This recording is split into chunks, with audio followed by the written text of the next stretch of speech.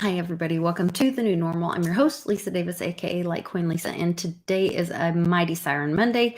We are jumping into this great book. It is called Becoming Supernatural. We are all becoming supernatural together, going through this crazy time in the world right now. This is a great book, something positive you can do, and a way to de-stress yourself. And gives you some real tangible tools. So I hope you guys will join us. You can jump into the description of this video and you'll find ways to connect with me, either on my website or through Patreon. You can also find ways to connect with Amy and Paige, all in the description. There's also links to join us in Oklahoma City on April 21st and 22nd for the Team Mighty celebration. We're going to be celebrating family, freedom, love, and life, and we want you to join us. So check all those things out, and we'll be right back right after this.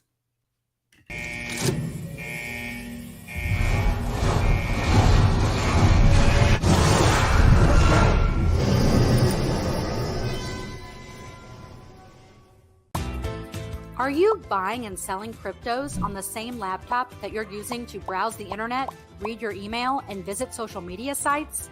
If so, you're exposing your cryptos to theft. Whenever you're online, you're at risk of getting hacked and having your identity stolen.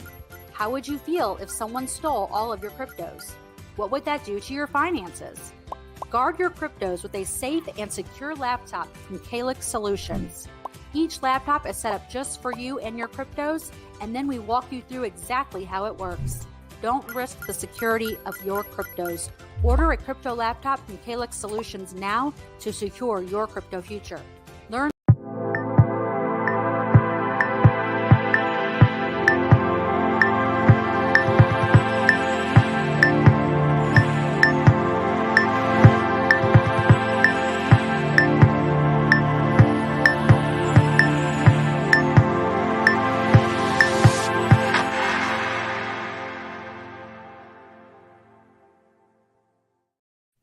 Welcome back, ladies. Good to see you.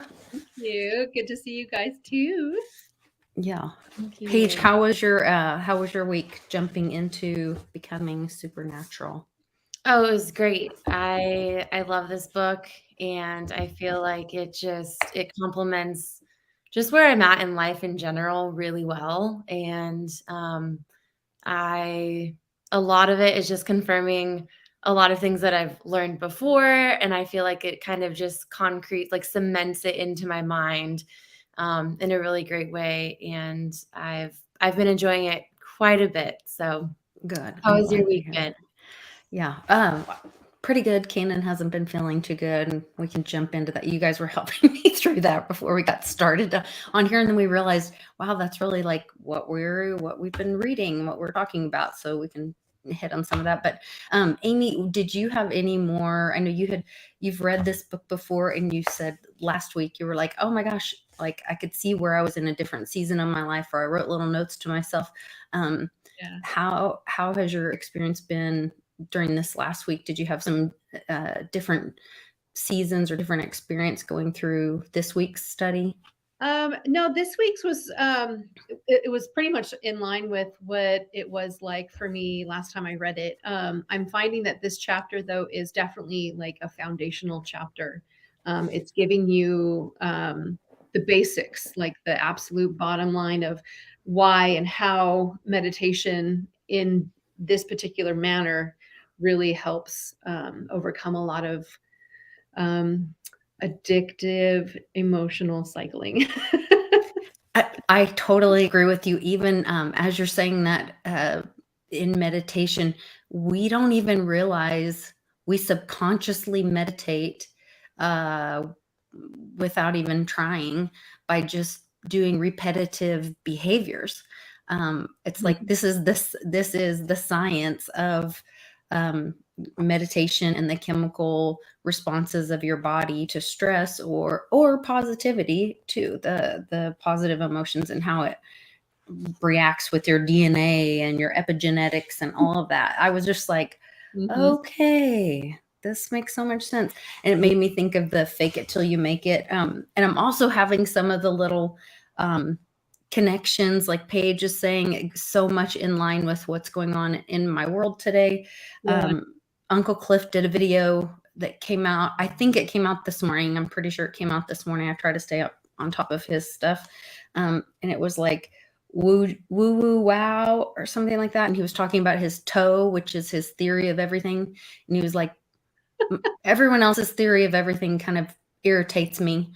And that's pretty much my theory of everything or whatever. And then he went into his 22 trillion times per second, that's how, his theory of everything and how we recreate ourselves and all this. But he really was talking about the concept of present moment. And that's right into what we were talking about with chapter 2 and the present moment. And I was just like, whoa. So a little affirmation there from universe. And Yeah. that might irritate Uncle Cliff because he was just saying that kind of stuff irritated him. But I think a lot of stuff irritates him. It just goes to show that I feel like when we're on the right track, the universe has funny little ways of reminding us and speaking through other people to just give us that confirmation that you're on the right path. You need to be learning this. It's all unfolding as it should be. And so those little reminders are always nice to get from the universe. I think so. I like a little pat on the back or affirmation of like, yes, you're listening, you're learning, you're going the right direction. It definitely, helps me along. The encouragement, but I really thought about them talking about the mind is the brain in action. And then it talked about like how turning your whole body into your mind, you can do that. And how, without even realizing it, we start doing the same thing. The way we have a habit of getting up in the morning, and if you pick up your phone first and go through your apps and you're affirming who you are before you get out in the world or as you do the next things, you're becoming yesterday's self, I guess. I thought that was really interesting. And I don't know if it made me think of when if you've ever started a new job and to an environment where no one knows you, and you try to, it's very unsettling. And it's like you do try to like not assert, maybe the wrong word, I don't know, but try to, I think that's why people like decorate their office space or whatever, like create their identity in a new space or share stories about themselves or whatever. It's like trying to put their old identity that they're comfortable with to carry it forward to today because they're in this new space. And well, I left that yesterday. I left that in my yesterday and I wanted to bring that part. But the cool thing is we can leave some things in our yesterday too. If you look at this. So yeah, and I think that kind of goes into how our brains don't really love nuance because they can't predict what's going to come next. And our brain's only job is to keep us safe. And so the more nuanced it is, the less safe it is.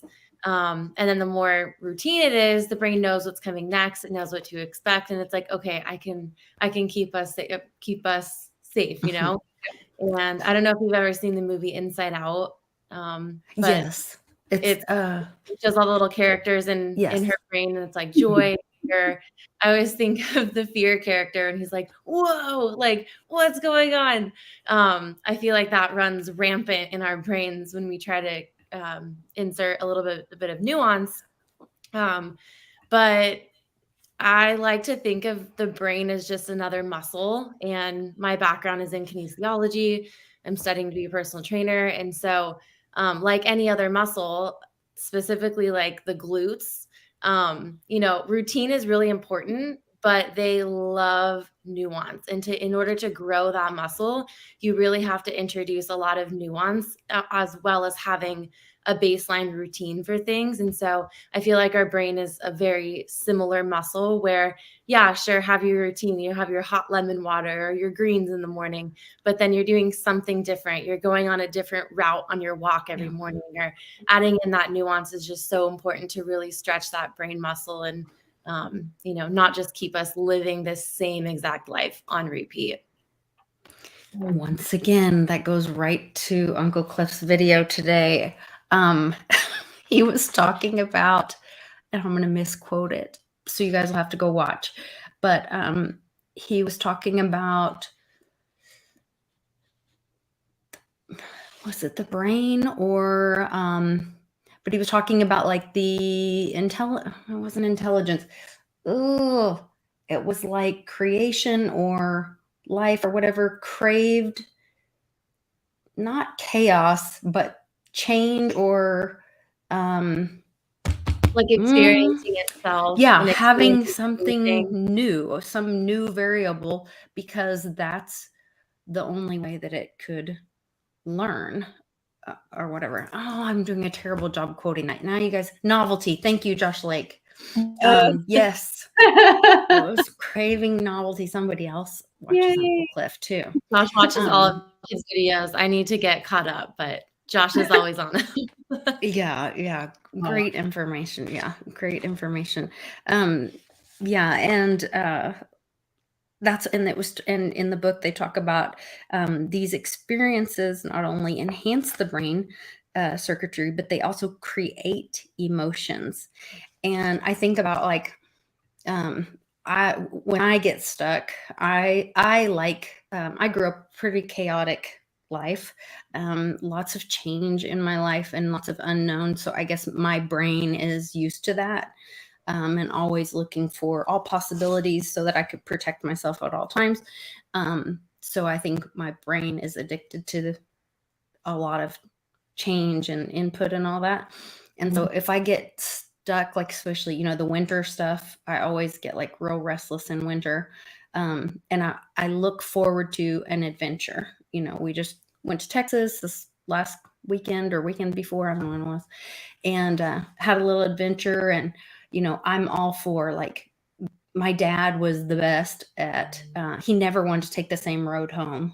He wanted to go a different highway or a different, take a different route, or even if it made him come home an hour later, just something new to look at. I find the adventure, and I think part of that kept his mind. I mean, he was 90 when he passed, and he was just as sharp as, when the very first time I met him. So, I think that's important. And it allows your emotions to stay awake, as well.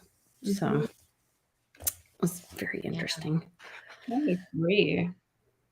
Oh, there was another part that I really liked, that played into what we were learning at Cannon's homeschool. We were doing laws of thermodynamics, and they were talking about energy, people coming to him and being like, oh, I lost my job, or I had this terrible thing happen, or whatever. And he's like, great, now you have some space to go build something new. And I thought about like the old saying, falling forward, or Fail forward. Is that fail forward? Yeah. Fail forward. Yeah. And kind of like, oh, well, if energy cannot be created or destroyed, then, and something's been removed from your life that took up time, well, now you have an opportunity to build something, like put something positive there. Don't look at it as, oh, I have this loss, this deficit there. That's an opportunity for something positive, to be in that space. But you choose what you put there, I always think of this. Recently, I cleaned out my closet, and I had a couple jackets that I just loved. Like the pattern was amazing. It was beautiful. And I loved these jackets so much, but they went with absolutely nothing in my closet. And so I was like, okay, well, if I get rid of these and I let go of these, And I would think of someone else finding them like at a thrift store and just Oh, being so excited because it fit their closet. So it's like, okay, mhm. if I get rid of these, that energy is now transferred to someone else who can also love them equally. And then that also frees up space in my closet to get something that I will actually wear and will fit with my wardrobe. And so being able to let go, create space in all areas of life, I think is just so important. And that energy, like you said, is not destroyed. It's just transferred somewhere else and then like recycled by you consciously. And I think that's just such an important concept and practice in our everyday lives. I love that. Great. Yes. Amy, are you good at letting go of things, of making space in your life At times. at times? Yeah. Yeah. I typically am. I like order Mhm. a lot. That's one of the things that I've really discovered about myself is that I just really like order. And being up here in Bix's office is a little jarring for me. I'm not gonna lie. He's a big fan. I will not show you my desk right now. I'm a piler. Like, I know where things are, Yep. but if anyone else came in here, they would be like, huh? Like, it makes my husband totally crazy because he's like, Yeah. why do you have piles? I said, I still need to do something with that. Yep.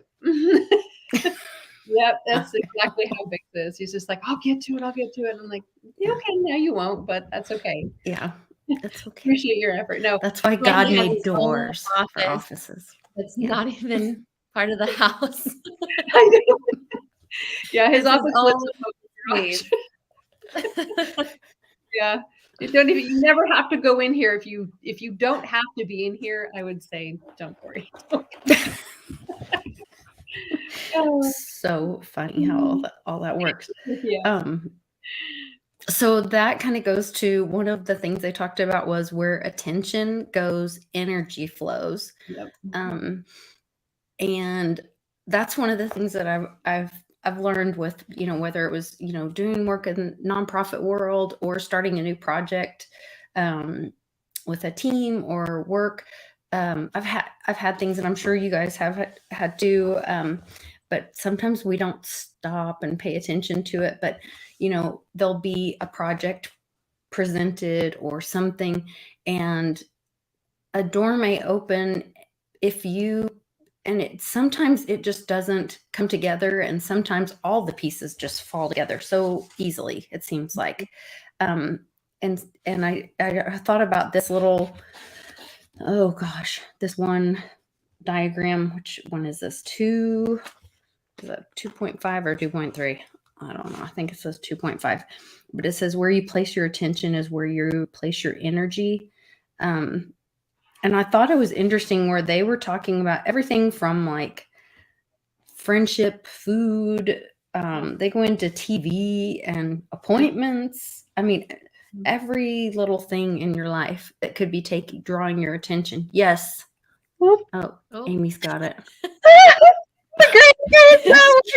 That's challenging. Yes. Oh, here, I'll do this one. There we go.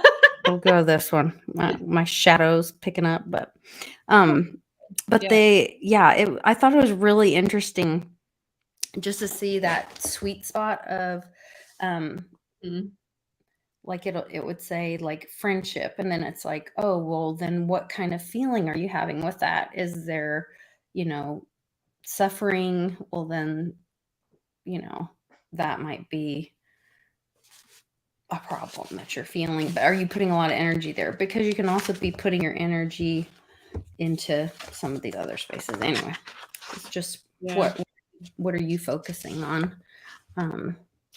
And really getting clear on what those things are.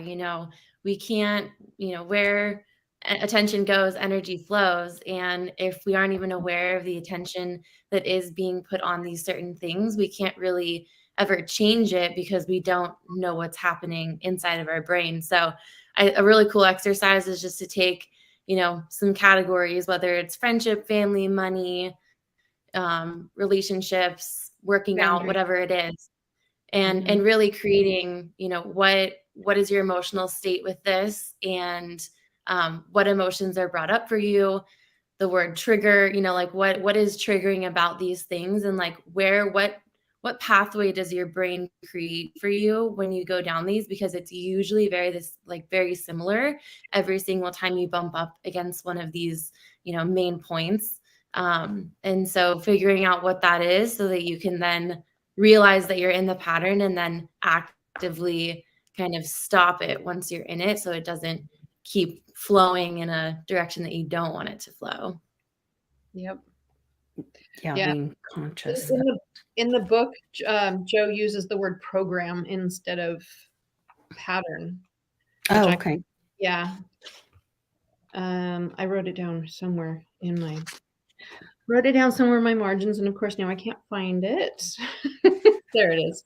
The body wants to experience physical reality with its senses in order to embrace an emotion, but your goal is to create a reality from a world beyond your senses that's defined not by your body as the mind, but by you as the mind. And that's the programming. Yeah. Programming. Your brain is a computer hard drive, and there is a virus on it. Yes. And it's our job to go in there and yank it out. And you have to do it consciously. So they were talking about to free up enough available energy to create a new future. You're going to have to, let's see, will require you to become aware of when you've been unconsciously placing your attention, like separating the two atoms. This is also going to take some energy to consciously break these bonds. So that's when they were talking about this, like when people walk in the room and you can feel their energy or something. Going through the habits that we go through, like we were talking about at the beginning of the show, like we've been meditating, we've been sending chemical responses to our body. Get up, brush your teeth, go potty, take your medicine, go have your coffee, whatever. Doing the same habits, you're sending chemical responses to your body, and you're meditating without being conscious of it. So to change those up, like Paige was saying, be conscious of it and like throw a little new pathway in there to have the novelty, like Josh Lake said, like Uncle said, so that our brains are thinking and getting out of those addictive loops.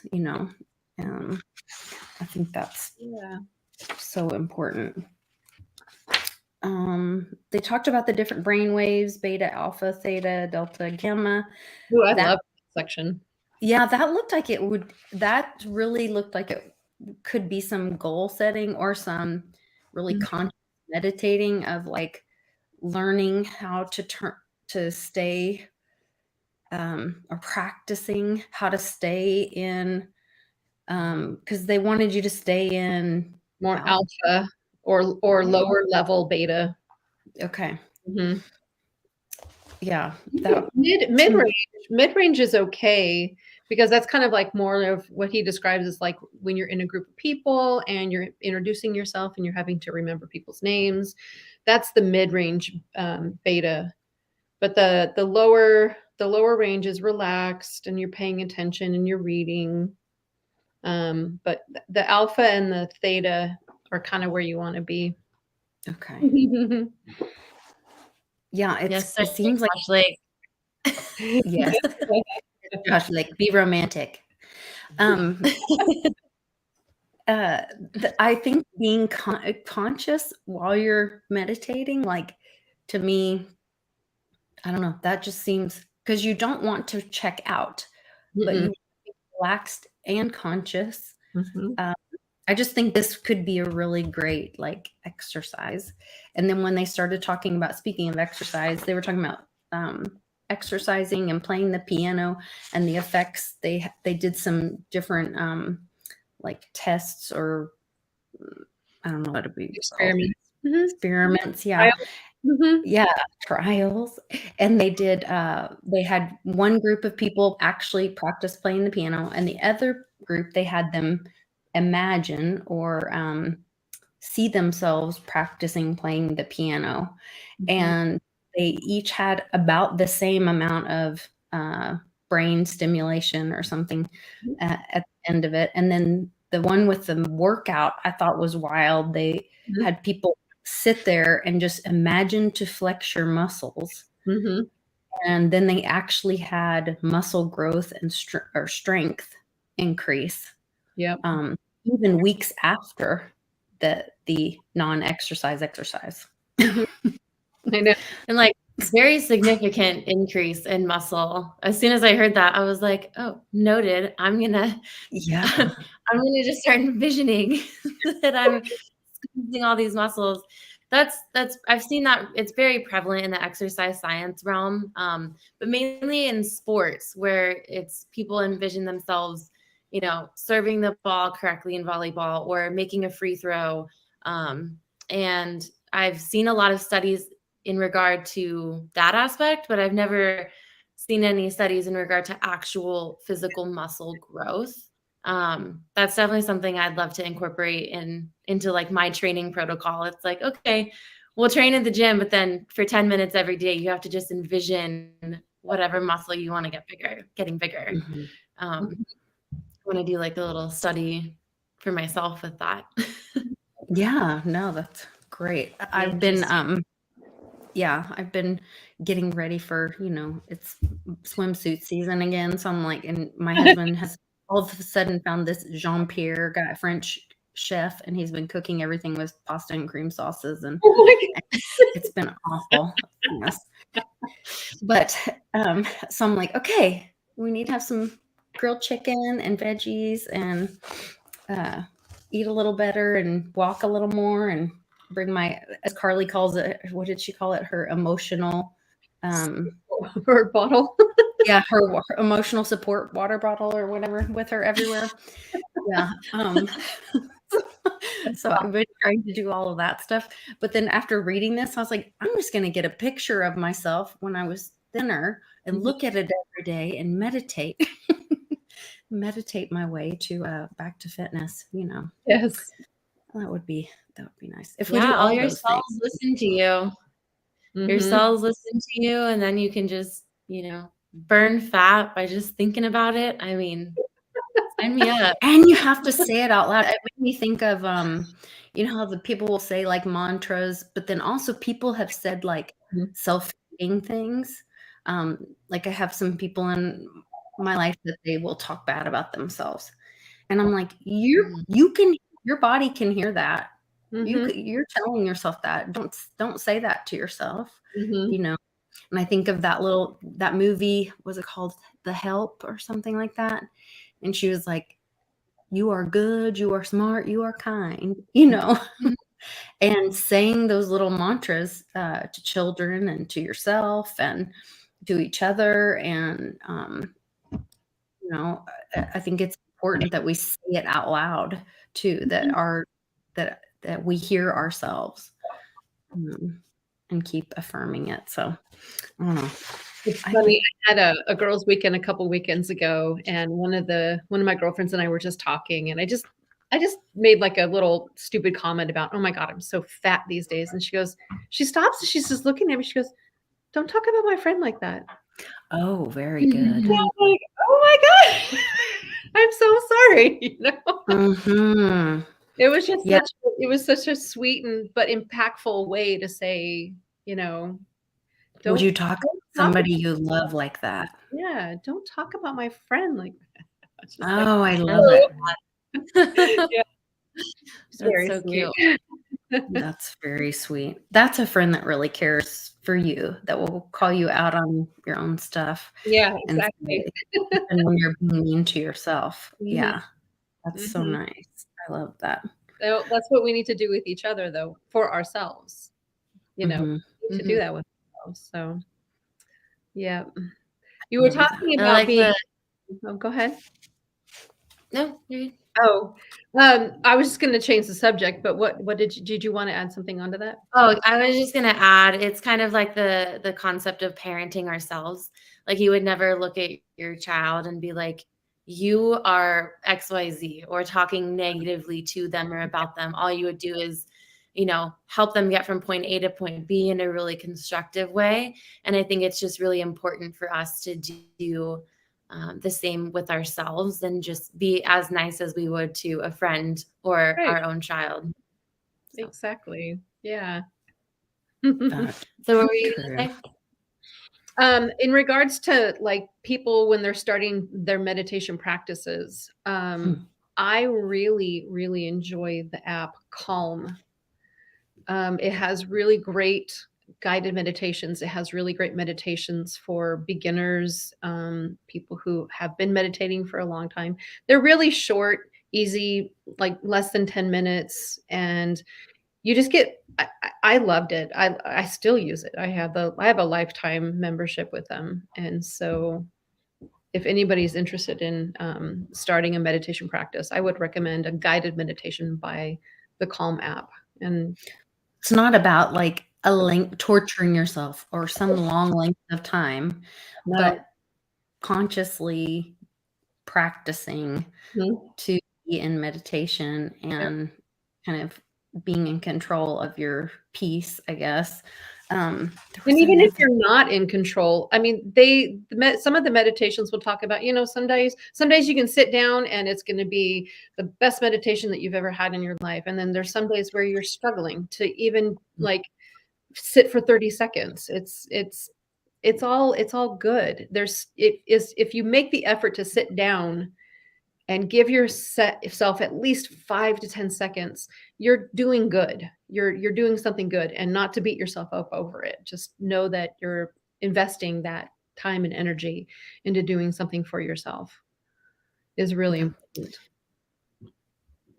I agree. And from the first chapter, I really liked there was like the expectation of creating another mystical experience, and how that will always rob you of like the moment that you're meant to have. And the author had this wild mystical experience and then went into another deep meditation thinking that he was going to have the same one. And I find that happens to me a lot with meditations. I'm like, oh my gosh, that was amazing. Like I traveled all of these like to all of these new places, and it was just the most insane experience I've ever had. And then that becomes like the benchmark of these are what my meditations are now. So I agree. I think it's really important just to know that, it's just like working out. Some days are going to be amazing. Other days you're not going to be able to lift anything near what you were lifting before. So just really clearing the expectations and knowing that like whatever happens in your meditation is meant to happen is so important. Yep. It's good to know. Yeah, because you may just be clearing out some other level that's just not the most epic room in the house, It still needs to all get cleared out. Yeah. Yeah. Yeah. Yeah, I like that. There was one other thing I wanted to touch on that the scale of some emotions with the different energies, with higher energies. We're all about freedom here, and on Pebbleton Post, on the Road to Ruta, we all are embracing freedom. And on this scale of emotions with different energies, it was like the second to the highest energy emotion above love was, what was the highest one? Bliss. It was like love, freedom, and then bliss at the very top. And I just thought, man, I don't know. I did not even know that, but we're pursuing this freedom thing because it is so much a part of us and who we are. And then it makes so much sense that it's in that vibration, that the vibration is so high on freedom, that that's who we are designed to be, I don't know. I thought that one was really cool. And like all through all stages of life, think about a toddler who everything's like mine, like I am who I am. I'm autonomous. Yes. And then you move into like teenage years, and then we're still like, I am my own person. And then you move into your adult years and you're trying to form your identity and who you are and your career. And like, I feel like freedom is just this consistent, thread that is prevalent throughout our entire life. And so it makes sense that it's so high up there. Yeah, definitely. Oh, I loved that. And right up there with appreciation, joy, gratitude. My little gratitude journal that I've been trying How's to. that going? Yeah. I'm not consistent. But it's in my to-do pile. So In a pile. Put it by your bed. Put it by your bedside. I can't put it by my bed. That won't happen. I'd be better to put it on your toilet. No, that wouldn't work. But I could put it so I've started I'll pick one or two podcasts, and then we got the new dogs, the new puppies. Yeah. So I'll take them for a walk now in the morning, and I'll listen to podcasts.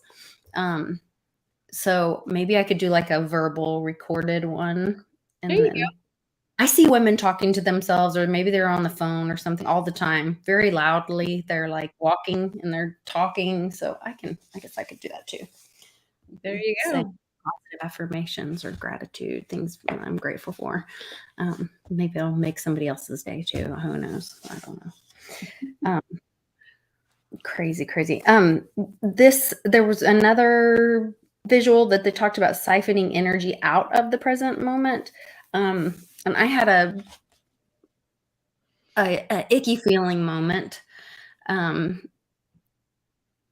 where I had to deal with something that's uncomfortable, and the adrenaline comes in and you're stressed and whatever.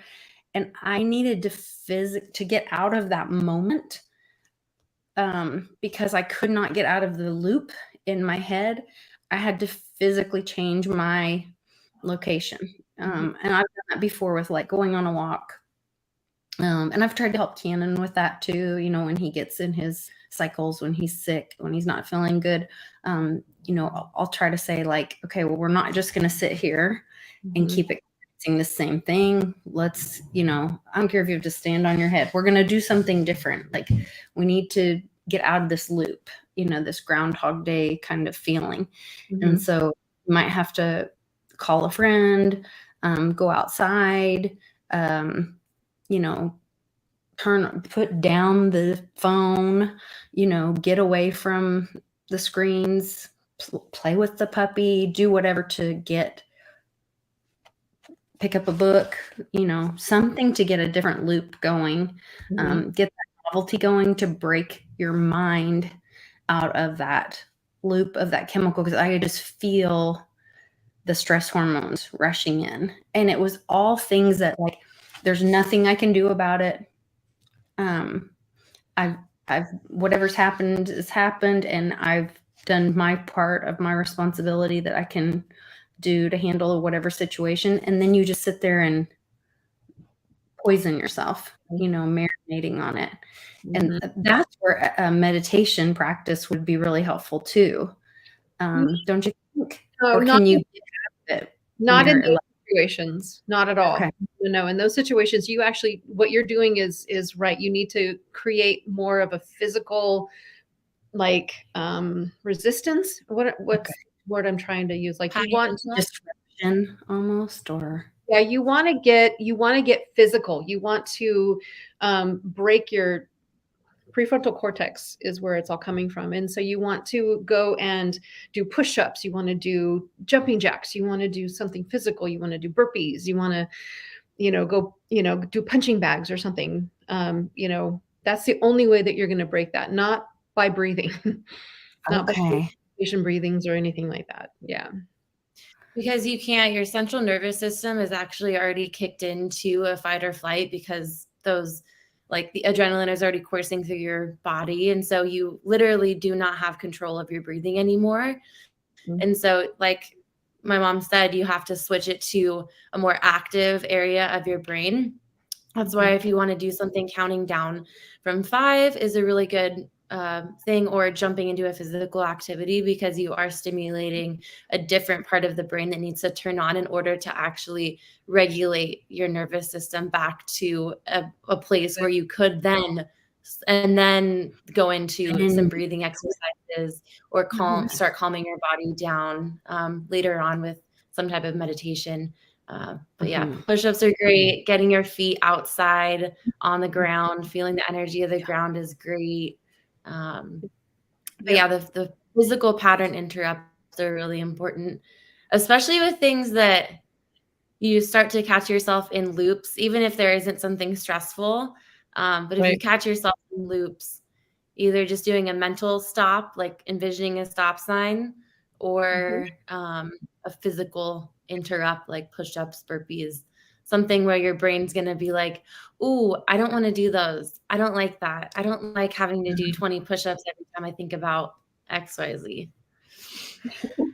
That's so interesting. So we, one of the things that they do at the homeschool co-op, we have a great, they call the teacher the tutor, and then because the parent is the teacher and the tutor is the instructor in the classroom that gives you, like, helps you with your curriculum that then you as the teacher teach your child all week. Oh, wow. Anyway. Yeah. Anyway, it's hard to remember to not call them the teacher sometimes, but we have this great tutor, and she, her kids are all really athletic and stuff, and she does the funnest, is fun the word, the most fun things in class for our students. She has like a little jar thing, and she'll let them take turns choosing, and it'll be like, okay, we're going to say our science fact or whatever, and you pull this, and it's like, oh, jump on one leg or do burpees or whatever. So they're like, while they're physically doing it, they're saying it out loud.